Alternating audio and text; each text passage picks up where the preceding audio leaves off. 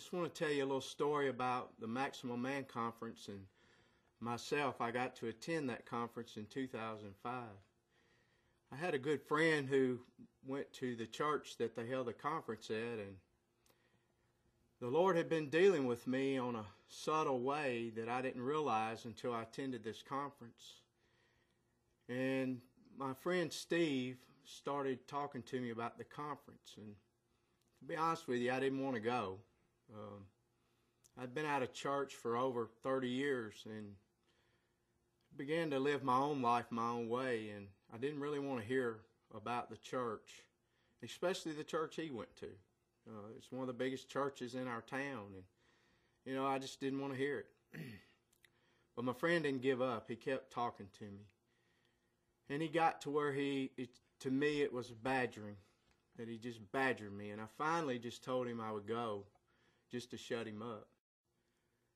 I didn't realize that it was going to change my life, because when I got there, I felt the presence of God when I walked in. You see, there's something different about a Maximum Man Conference. Whether you know Jesus intimately or you haven't met Him at all, there's something different about these conferences, because when you get there, it's men and they're worshiping God together. And when I got to this conference, my buddy Steve, the first thing he did was hug me and thank me for being there. I've known him for a long time, and he's never hugged me like he hugged me that day. I felt comfortable. And as the conference opened and we got to sing music and stuff that I knew the words to, and I began to feel more comfortable about being there and not so angry at Steve for badgering me to come. But you see, Steve had the insight of something I didn't have, and that was he had been praying for me, and the Maximum Men Conference leaders had been praying for me for a long time, and I didn't even know it. When I got inside the conference, I remember the first speaker that morning was Walt Wiley. He was a funny man. He just was real comical, and he put us at ease so quickly. And I remember the words that he preached was out of Luke chapter 5 about a fisherman named Simon Peter. It was a mirror of who I was. And through that whole message, he just kept telling us how much that God loves us and how much we need Him. And I knew then that I needed Jesus.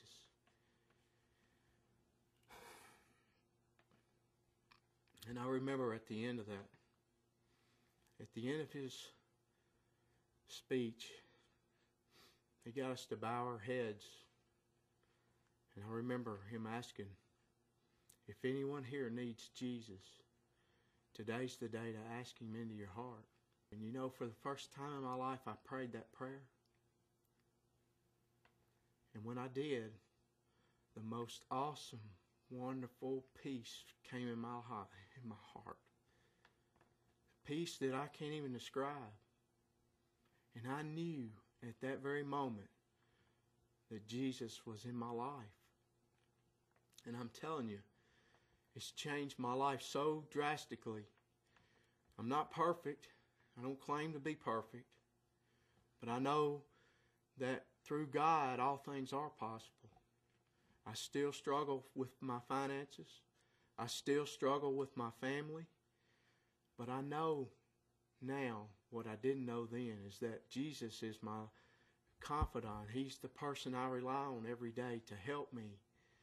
And through all of that, three weeks after the Maximum Man Conference, 4 guys got together and started a men's Bible study once a week. I've been doing that every Tuesday night for 3 years. The Maximum Man Conference is a wonderful opportunity for many people to come to know Jesus. But it's also a great time for people who do know Jesus to get together and commit themselves and recommit themselves to what God has for them in their life. I just thank you for the opportunity to speak to you, and may God bless you richly.